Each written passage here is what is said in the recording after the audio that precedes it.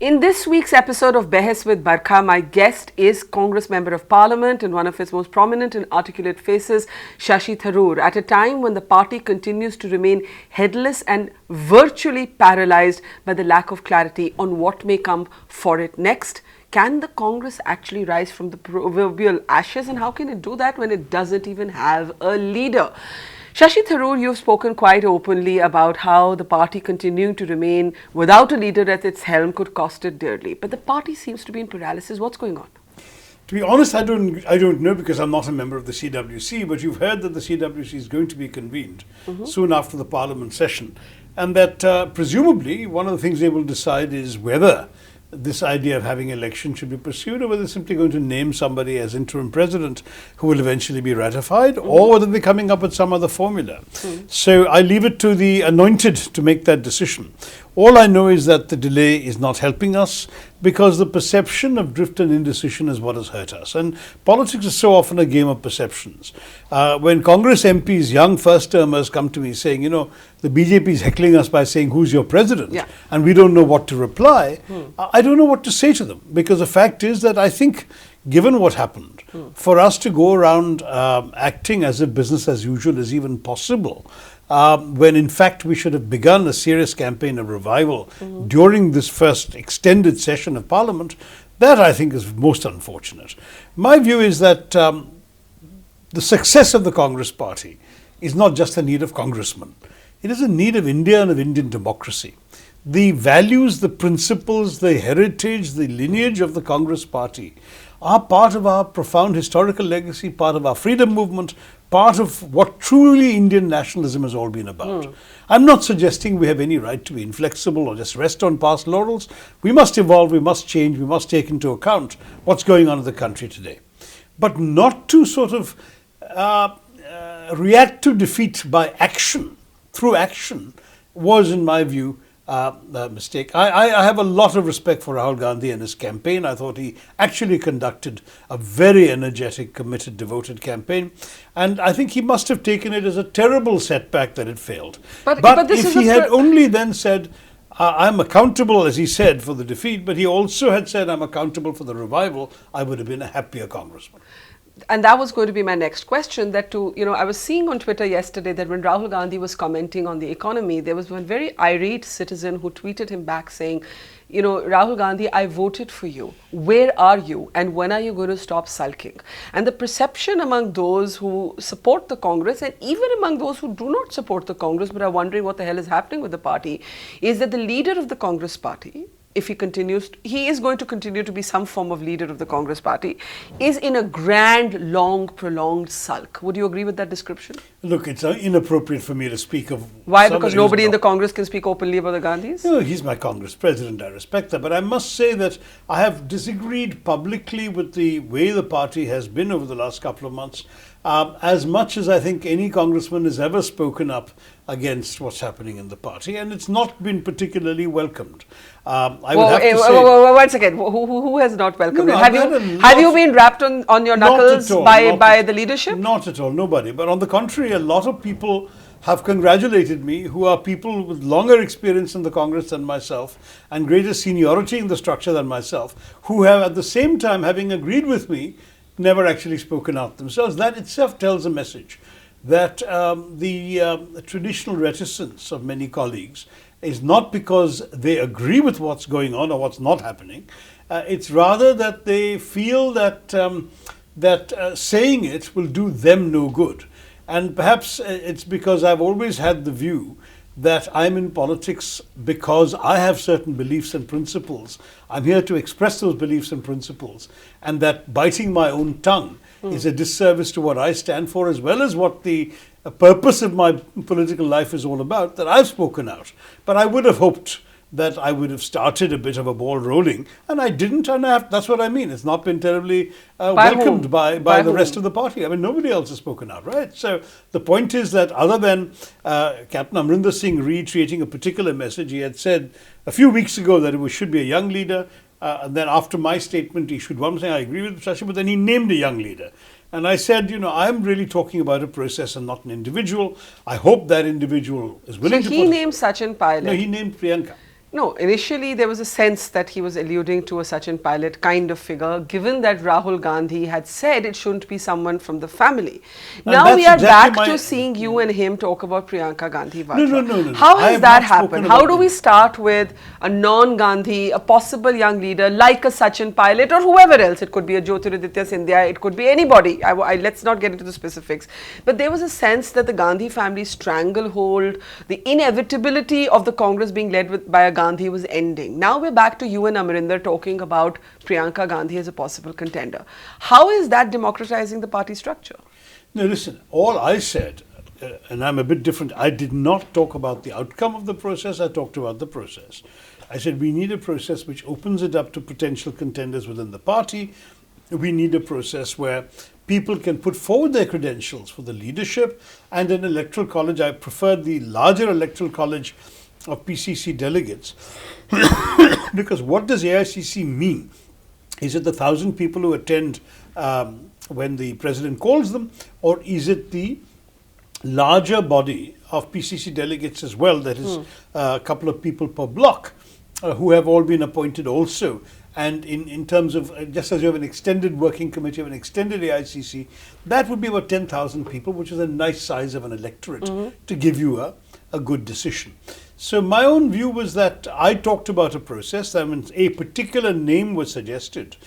I said she would be very welcome, that's Priyanka Gandhi, because she has tremendous charisma, tremendous qualities. But I added in the same answer that Rahul Gandhi has said it should be nobody from the family. So unless the family decides that they're going to change that approach, I'm not sure if this is a viable option. So I said, let's have a process. And if she decides to throw a hat in the ring, I'm sure she'll have a very popular candidacy. Let me reverse this to you. You're almost suggesting that if the Gandhis want to continue to lead the party, there will be nobody, including yourself, who will question that. It's not that. Which means that the Congress party remains the personal fiefdom of one family. But you see, Barkha, is that so surprising? The sort of DNA of the Congress party for the last several decades has been tied up with the DNA of the Nehru family. Is that not a structural crisis? No, for I don't a think party that of is the modern structural. India. You see, the point is this. Why are you in politics? If I ask myself this question, my answer is because I want to advance certain beliefs, certain policies, certain ideas that I believe are good for the country. I fully respect others who don't agree with me and have other policies they want to think that are better for the country. Now, what is the vehicle? The vehicle has to be one whose basic platform and orientation is as close as possible to the ideas, principles and policies I want to espouse. I don't think anybody is in 100% agreement with their party on everything. Even in a cabinet, one minister will pilot a bill, another minister may not agree with it, they may discuss it in the cabinet, at the end of the day it doesn't happen.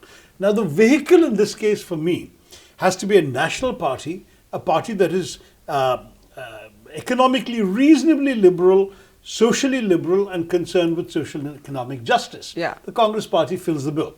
Now the organization of the Congress party is a matter that so far I have not been directly involved in. So I have accepted the structure that I have walked into and I don't question it. That structure has been headed by Sonia Gandhi for a while. It has had Rahul Gandhi rising to the next level and it has had talk of Priyanka Gandhi waiting in the wings. All three have played an important leadership position, but so have others. One of the things that I accepted was the structure of the party is what we have, but the way Rahul Gandhi functioned, he listened to people, he was receptive, he's a terrific person to speak to one-on-one because he listens, he has ideas of his own, he shares them freely, and you feel that, you know, when you're dealing with this person, you're dealing with someone who cares about what he's doing. But here's the question. The CWC, the decision-making body of the party, has still not technically accepted his resignation. That's right. So he's still the president. So he's still the president and he's missing. So the Congress party has a missing, sulking president, one. Two, the CWC has not resigned. And it has been suggested that if Rahul Gandhi resigned, it was a cue to everybody else to resign as well. Your Congress General Secretary in West Uttar Pradesh, Jyotiraditya Scindia, resigned. Your Congress General Secretary in the East, who happened to be Priyanka Gandhi Vadra, did not resign. Why did we not, and should we not have seen an en masse set of resignations with a new internal election to every single post? You know, and it's something you've called for. I will go so far as to think that I think that's what Rahul Gandhi rather expected when he set the example. Certainly when Scindia and Deora resigned, the perception was they, as close associates of the Congress president, believed that's what he wanted. but it's sort of the line stopped there. Others didn't. Others whose states or responsibilities had ended up in failure didn't. And of course, for those of us who actually managed to win, we obviously have a job to do. There's no point resigning. So what should happen now? What should happen now? So I have agreed with the point you just made by actually advocating it myself, that the best thing the CWC can do is to quickly name an interim president and dissolve itself or resign. And some wise journalist has written saying, oh, but the CWC doesn't have the right to do that. Only the AICC can change the CWC. I mean, to my mind, that's pointless. Yeah. If you, as a member of the CWC, moot a suggestion that everyone should collectively resign and either re-present themselves for re-election to the CWC or simply decide that it's time for sannyas, I think that would be a very honourable thing to do, and it would require genuine accountability.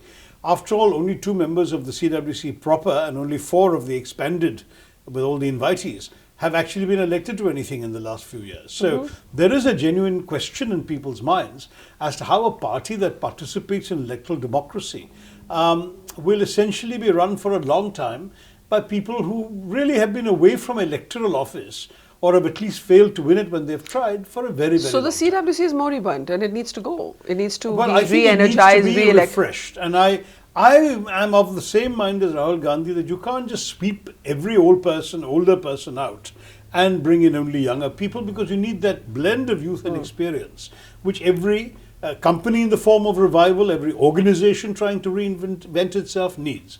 To my mind, the Congress Party has some amazing, bright young talent who are of an age when other leaders in the 80s, for example, were coming to senior office, but then they have stayed on in senior office for 25 years, and they have not, therefore, vacated place for the other people who've reached the age they had. Do you see yourself as one such person? Because, you know, it's no secret that you had thrown your hat in the ring to be leader of the Congress in the Lok Sabha.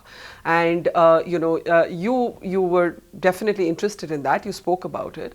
I was asked about it, and I didn't want to shy away from answering. So you were interested in it. What's the harm in saying that? And then you were overlooked for someone like Adhir Chaudhary. Did that make you feel frustrated? Well, I mean, I was disappointed, yes, but as everyone has seen, I didn't sulk. I just got into the act of speaking in Parliament, raising issues, asking questions of ministers, and speaking in parliamentary debates whenever the party needed a volunteer. So I've spoken in 16 debates on bills, and I have raised over 50 issues orally, in addition to submitting all my written questions. I've also spoken in question hour, spoken in 0 hour, raised technical issues and points of order. I have simply been in Parliament and on the ball for 7 weeks plus. And that, to my mind, is a way of showing that my commitment to both doing my job for my constituents and doing my job for my party is undiminished by whether or not I get a position. So I hope that no one is going to think that I am going around being frustrated. I'm not. I'm doing my job. Obviously, but you were I'm disappointed. I would have loved that position. But at the same time, Adhir is doing the best he can, and I think he's doing it with a lot of vigor, a lot of energy. And do you see yourself as a contender? And if there were an election to the post of party president, would you contest? No, I don't think so, Barkha, for a very simple reason. That I have never been an organization man in the party. When you think about it, I came in relatively recently, just over 10 years ago. I went straight into government, and my experience as a UN administrator served me somewhat well in some of my work, particularly in external affairs. But then everything that happened. I don't need to regurgitate history. Thereafter, in the last term and now this term, I'm in the opposition. So my work has been essentially parliamentary. It has been in the realm of ideas, speeches, books, articles, where I've espoused values and principles that the Congress Party happens to share. Now, at the same time, I have not spent any real time in the organization. I'm president of a very small body, the All India Professionals Congress, a small niche organization which I think caters to a very important constituency for the future of the party, but has no pretense of being a mass organization. And people younger than me have more experience as secretaries and general secretaries of the party. I hope that they will put themselves forward. I would love to continue doing what I'm doing in Parliament. There's 4.5 years to go of that, and I don't want our voice to be dimmed or softened. What do But you in see the yourself? What do organisation, you see for yourself as your future in the Congress? Well, I'd like to bring the Congress back to government and be part of that. That's really what I want to see happen. Would you consider switching parties? And I ask you this because you have warned of a possible exodus. I'm warning of others. I'm not going to switch because my problem is I don't have any other party that I can agree with as much. And so, I mean, you've got either the largely non-ideological regional parties, whose perspective is entirely regional, or you've got a choice between the Congress, the BJP and the Communists. Those are the only real national choices. And as far as I'm concerned, the Congress represents, for me, the only one amongst those three that I'm more in agreement with than the other two. But it is your sense that the Congress could be looking at an exodus of some of its significant leaders? It's begun. Barkha, if you look at what has happened in Goa, when even our leader of the opposition left, in Karnataka, where we lost the government with 13 defections, and at Maharashtra, where again the leader of the opposition and his son went to the very side they've been opposing, then the real question comes up, where is it? Where is this hemorrhage going to end, and what will you do to stop the hemorrhage? So why is the Gandhi family that currently still holds the reins of this party, why is it in denial about this? Now, you'd have to ask them that, but I can't speak for anyone else. The reason I'm pushing you on this, is because you and Amrinder have both made these statements about Priyanka Gandhi having this charisma, and she should come. She does have charisma. Here's the point: the data shows you that wherever she actually campaigned, other than one seat, which was her mother's seat in Uttar Pradesh, and there was nowhere that she was able to deliver in Uttar Pradesh. Now, you can argue there were many reasons for it, organizational structure, etc., etc., but the Congress lost Amethi. The Congress lost Amethi, which was used to be one of those seats that she used to nurse even when her brother could not go there, right? So there is no evidence right now that Priyanka Gandhi is a vote catcher. This election has not been that evidence. Tomorrow you could point me to some new data, but the data doesn't tell you that right now. When you therefore automatically assume that she has this charisma and she should throw her hat in the ring, are you not falling back on the same old, same old? I'm saying that the workers should have a choice. I want the workers of the party to decide, because they're obviously interested in their own survival and the party's advancement, their own future. They would not want a dud. They would not vote for somebody who's incompetent. Yeah. They will look at the names. You've mentioned 2 or 3 already. There may be others we have not talked about today who may also come in. Who are the other contenders? I don't want to name names because then it completely detracts from my argument, which is have a process that will encourage the best names. You see, if it looks like an election that is already pre-rigged, if it looks like an election where everyone has already been told who to vote for, then many of the best names will not come forward. And if it, on the other hand, turns out to be something like an open field, where literally anyone, any age, any gender, any region, feels empowered to offer their credentials to the Electoral College, will that happen? It seems to me it will strengthen the Congress. Will that happen? Look at the history of what's happened to Congress leaders who wanted to contest against Sonia Gandhi. Rajesh Pilot was persuaded to withdraw. His name particularly ironic because today his son's name is doing the rounds of one such person. We know what happened to Jitendra Prasad. Sharad Pawar kind of left the party. Basically, anyone who challenged the Gandhis was penalized. Pranab Mukherjee till this day feels he was judged upon. Anyone challenged the Gandhis. I genuinely believe. What do you mean? If there's going to be an open election, when I say challenge the Gandhis, I mean an open election with a Gandhi can be one contestant and somebody else can be another contestant, right? That's what you're talking about? Now, when you say Priyanka Gandhi should be elected, not selected. The Gandhis have chosen to opt out of being a contestant. But there's contradictions because on the one hand you're saying Priyanka Gandhi should be elected and not selected. No, that is if she wants to be a candidate. What do you think should happen? I think there should be an election process and somebody, anybody, lots of people, lots of somebodies should put their name forward. And you would not? So people are saying if one of those persons is Priyanka Gandhi, that would be a good thing. And I'm saying it probably would be a good thing because I suspect she would do very well with our electoral college. But would anyone dare to contest against her? That I don't know. But all I'm saying is the workers will get a chance to say yes or no. You've suggested this kind of Boris Johnson modeled, open sort of, set of primaries that may revive some sort of national interest by making it into some kind of reality television show. Do you think that the Congress, sort of is capable of it? Yes. I think it would be great if the Congress were. It's just mired in opacity and lethargy. All of you would wake up and look at us. The entire public would be riveted as each round reduced the candidates, happened the Conservatives. I mean, even I sitting in India, and I'm not a great fan of British politics, I was following the thing and seeing each round whose head has rolled this time and who remains, what's the choice between. And 16,000 Conservative Party members made the choice in the end. And as soon as they concluded their vote, Boris Johnson takes over and his popularity shoots up 20% in the polls. Why is that? Because the process has brought him new fans. I would like a Congress president to come to the presidency with these new fans in India too. Do you accept that till the Congress is able to shed the perception among people that it is now controlled by 3 members of one family, it cannot be the party of modern India? I understand that dynasty is complicated because you can point to the data that shows 30% of this new Lok Sabha is also dynasty, that the BJP has its shares of dynasty. But I think the Jagan Reddy model has proved that you can be a dynast, but you need to be a 24/7 politician. And I say this to you because look what happens with the Sonbhadra massacre. Priyanka Gandhi goes, she takes the initiative, she sits there, there's a sense that Priyanka, the politician, is finally emerging. Then Unnao happens. And all we see from the opposition, not just the Congress, but the other opposition, are tweets. The opposition has failed to make this into a mass movement. If Priyanka Gandhi was serious about UP politics, why is she not sitting in Lucknow 24/7?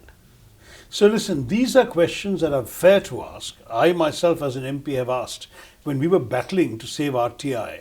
It would have been wonderful if we had dharnas in the streets from Congress workers saying save RTI. I mean, have you all become Twitter politicians? Well, my job is in Parliament, Barkha. I'm doing my job. I'm making a larger point. I'm talking about the larger I'm asking you a larger point. Yes, I think the larger organization should be doing very much more. Again, it's the wrong time to blame Rahul Gandhi because he has been a street politician We're during the election. blaming him because he's absent. He's agree. missing. So during the election, then he said, I really want to quit. He published a letter saying he's quitting. So why doesn't the CWC take him at his word and find someone? Yeah. You see, somebody who can give these instructions. In Parliament, this issue has come up. We objected strongly. Please take it up. How will you avoid? Let's say what you're saying happens. Let's say the CWC accepts his resignation. The CWC elects a new Congress president. Not elects. I mean, they will name a new Congress president, but he can only name an interim president. No, I'm saying Even eventually, let's say there's an election. Allow them to elect. No, I'm saying eventually, let's say your model is followed. Okay, then and there is a new president. Yes, there is a new president that is elected.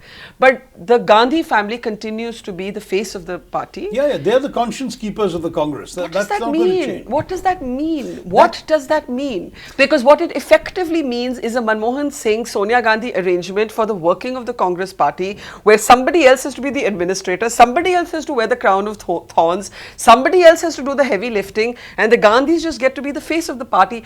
Why would anyone want to be this Congress president? No, I think honestly, whoever is elected out of this process would have the legitimacy, the credibility, and the visibility. What about the power? To be able to do things. What about the power?